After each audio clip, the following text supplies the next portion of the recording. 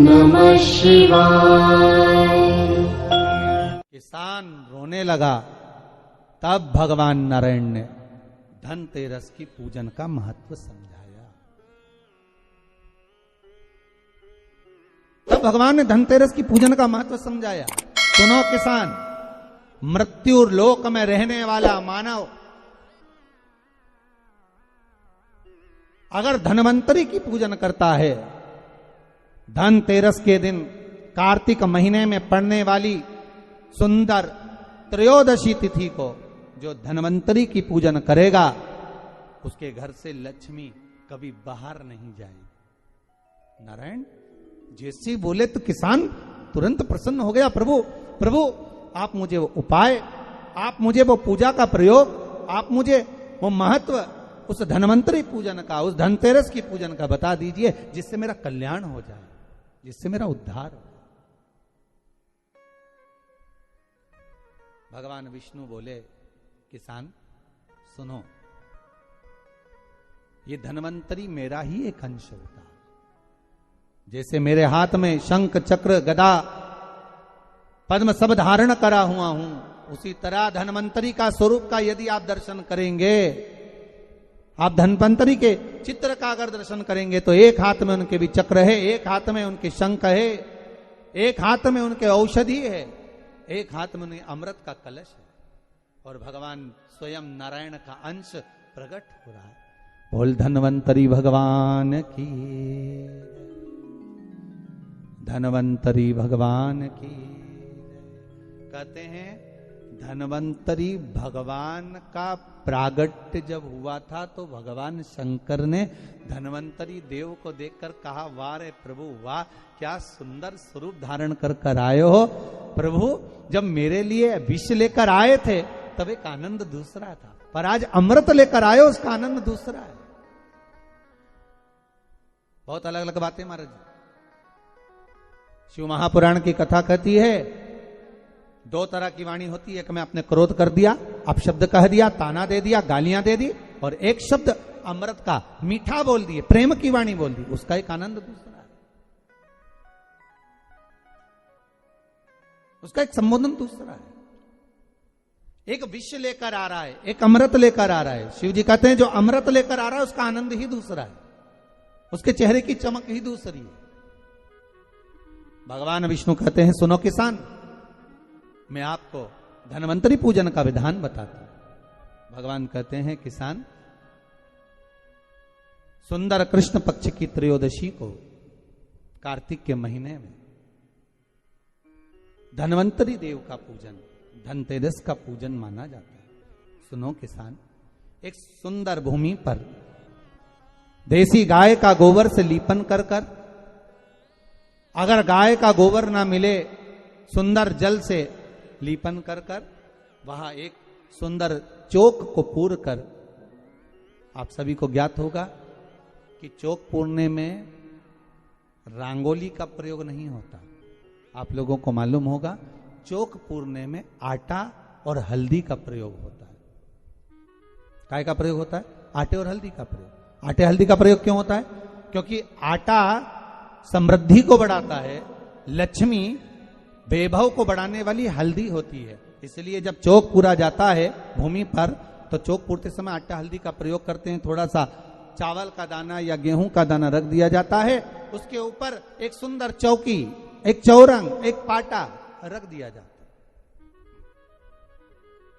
भगवान विष्णु बता रहे हैं किसान को धनतेरस के पूजन का वर्णन, और जो भगवान विष्णु ने बताया है वही पूजन का वर्णन आप लोग श्रवण कर रहे हैं।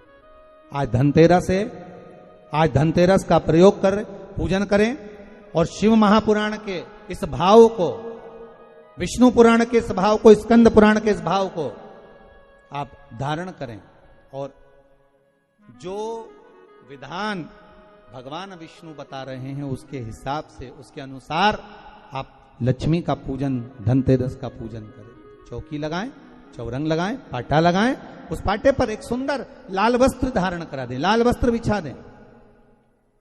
एक थाली लें, उस थाली पर कंकु से, रौली से, कुंकू से गिला कर कर स्वस्तिक का निर्माण कर दें। स्वस्तिक का निर्माण कर कर घर में अगर चांदी का सिक्का हो, अगर चांदी का सिक्का नहीं हो, चांदी का कॉइन नहीं हो, तो अपने घर का 1 का सिक्का, 2 का सिक्का, 5 का सिक्का, 10 का सिक्का, जो भी आपके घर में हो वो कॉइन ले लें महाराज, उसको थाली के अंदर रख दें स्वस्तिक के ऊपर। फिर उसका स्मरण करें। आटे के 7 दिए बनाएं, एक थाली में, एक प्लेट में रख लें, घी के दिए बनाएं और उसमें सुंदर बाती को लगा दें। ध्यान दीजिएगा, इसमें जो बाती लगेगी वो लंबी बाती लगेगी। लक्ष्मी जी की पूजन में जितनी भी बाती लगे वो लंबी लगे। महाराज घी के दिए लगा दें 7, 7 दियों को प्रज्वलित कर लें, प्रकट कर लें। एक दिया तेल का लगा लें। तेल का जो दिया लगाया है, जहां पर आपने सिक्का रखा है, कॉइन रखा है, उसका लेफ्ट हैंड, मतलब आप ऐसे बैठे हो तो आपका सीधा हाथ की ओर आप तेल का दिया लग दें। और जो 7 दिए आपने लगाए हैं वो लक्ष्मी जी के राइट हैंड, मतलब आपका लेफ्ट हैंड हो गया, लक्ष्मी जी का राइट हैंड, आपका लेफ्ट हैंड हो गया, आपका उल्टा हाथ। वहां पर 7 दिए जो आपने प्रज्वलित करे हैं वो प्लेट में रख दें। सुंदर थाली जो आपने पूजन की तैयार करी है, उसमें कुंकू, रोली, हल्दी, अबीर, गुलाल, चंदन, मौली, लाल धागा, मौली, अमरबेल के टुकड़े, कमलगट्टे, हल्दी की गांठ, सुंदर भाव में उसको रखें। जल का पात्र सुंदर आनंद से, जो क्वाइन चांदी का और देसी क्वाइन आपने जो रखा है उसका जल से पूजन करें। लक्ष्मी पूजन का समय अलग अलग होता है, पर धनतेरस की पूजन का जो समय है वो प्रदोष काल से प्रारंभ हो जाता है। कब से प्रारंभ हो जाता है? प्रदोष, क्योंकि शिव के द्वारा निर्मित है लक्ष्मी पूजन का भाव। महाराज क्वाइन का पूजन करें, कंकु आदि से पूजन करने के बाद दोनों सिक्कों को उठा लें।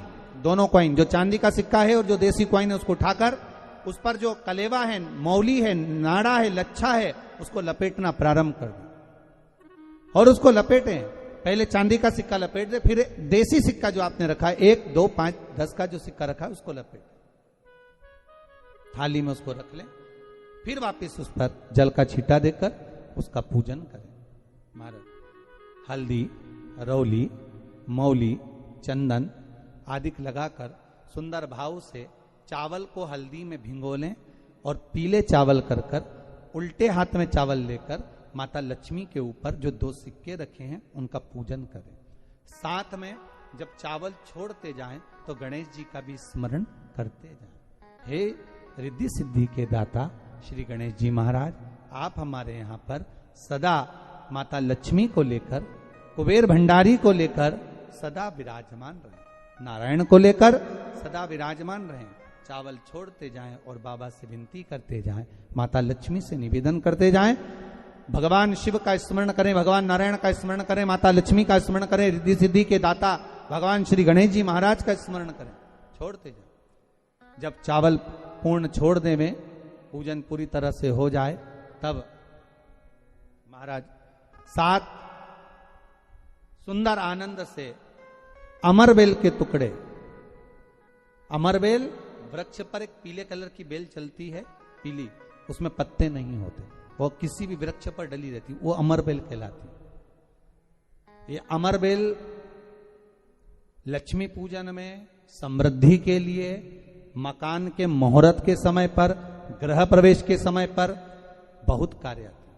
महाराज ये अमरबेल को पानी की जरूरत भी नहीं पड़ती, आप रूप किसी वृक्ष पर डाल दी जाए वो अपने आप फलती चली जाती है। उसी तरह हमारे यहां भी हम भगवान से यही प्रार्थना करते, जैसे अमरबेल बिना पानी पड़े भी किसी भी वृक्ष पर डाल दी जाए पनपती जाती है, बढ़ती चली जाती है, ऐसे हमारे घर में बेभव लक्ष्मी बढ़ती जाए। अमरबेल के 7 टुकड़े, कमलगट्टे 7, हल्दी की गठान 7 माता लक्ष्मी को समर्पित कर दें। दोनों हाथों में हल्दी पिसी हुई लीजिए और माता लक्ष्मी के ऊपर उसे उसे चढ़ाना प्रारंभ कर दीजिए। 7 बार पिसी हुई हल्दी वो सिक्कों पर चढ़ा दें, अपनी मनोकामना कर कर अपने घर में माता लक्ष्मी को विराजमान करने के। जब हल्दी पूर्ण चढ़ जाए, हाथ में कुंकू ले लीजिए, रोली ले लीजिए, उस रोली कुंकू को भी माता लक्ष्मी को समर्पित करिए। तब इसके पश्चात सुंदर जो भी घर में मिष्ठान हो, मीठा हो, नहीं हो, शक्कर हो, गुड़ हो, मिश्री हो, जो भी आपके पास में हो, खड़ी शक्कर हो, वो भगवान को माता लक्ष्मी को भोग रख दीजिए। अगर कुछ मीठा बना हो तो मीठा रख दीजिए। महाराज घर में संपूर्ण पूजन कर कर आपके घर में जो देवालय में भगवान बैठे हैं उनका भी पूजन करिए। पूजन करने के पश्चात आप माता लक्ष्मी से निवेदन करिए, हे माँ आप हमारे यहाँ सदा विराजमान हो। महाराज ये जो पूजन है भगवान विष्णु जो बता रहे हैं किसान को, ये 5 दिन की पूजन है पूरी। आज कौन से दिन का पूजन बता रहे हैं? पहले दिन का। आज धनतेरस से रूप चौदस, अमावस्या, एकम और दूज, ये 5 दिन तक दीपावली का पर्व मनाया जाता है, दीप महोत्सव मनाया जाता है। पूजन करने के बाद जो 7 दिए आपने प्लेट में रखे हैं, थाली में रखे हैं पूजन के लिए, घी के, उन 7 दियों से माता लक्ष्मी की आरती उतारिए।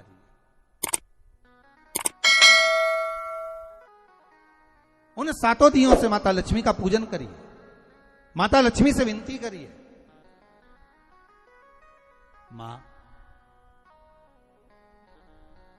हम आपके पुत्र हैं, मां आप हमारे घर का रास्ता भूल गई हो, मां बहुत कष्ट है, बहुत दुखी है, पर भगवान शिव पर विश्वास कर कर, कुबेर भंडारी पर, कुबेरेश्वर महादेव पर विश्वास कर कर, भगवान नारायण के सुंदर प्रसंगों पर विश्वास कर कर, मां भगवान शंकर का अनुमोदन कर कर, हे मां आप हमारे घर में विराजमान हो, मां आप हमारे मार्ग को, हमारे घर को, हमारे घर के रास्ते को, हमारे घर के द्वार को आप भूल गई हो मां। हे बेबहु लक्ष्मी, हे धन लक्ष्मी, हे संतान लक्ष्मी, हे मां लक्ष्मी, हे धान्य लक्ष्मी, आप हमारे घर में विराजमान हो। 7 दीप जो प्रज्वलित करे हैं उससे माता की आरती उतारिए। फिर माता को झोली पसार कर प्रणाम कर कर भूमि पर नमन करो।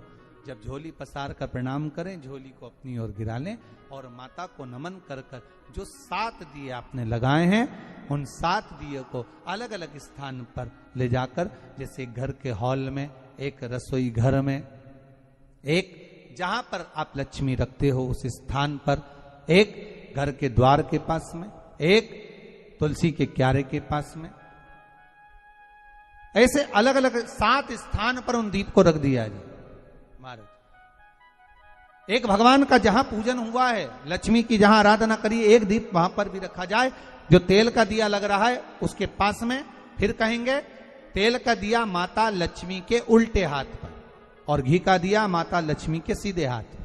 मतलब जो सिक्के आपने रखे हैं उस सिक्के का उल्टा हाथ तेल का, मतलब आपका सीधा हाथ होगा जहां तेल का दिया रखाएगा, और जहां आपका उल्टा हाथ होगा जहां पर घी का दिया लगा, वहां माता जी का सीधा हो गया, आपका उल्टा। माता का स्मरण, माता लक्ष्मी से निवेदन करिए, हे मां कृपा सागर, करुणा सागर मां, आप भगवान विष्णु के साथ विराजमान हुए, आप भगवान नारायण के साथ में हमारे यहां सदा विराजमान हो मां, ऐसी कृपा कर दीजिए। महाराज मां से विनती कर कर बड़ा उत्साह, बड़ा उमंग, बड़ा आनंद रखना, ये भाव रखना घर में। भगवान विष्णु कहते हैं किसान से, हे किसान आपने अगर धन्वंतरी की पूजन करी है, धनतेरस की पूजन करी है, कोई वस्तु, कोई सामग्री अगर आप लेकर आए हो, कोई पात्र लेकर आए हो, कोई तांबे का पात्र लाए हो, जो भी वस्तु आप नहीं लेकर आए हो उसका भी पूजन उसी दिन कर लेना चाहिए।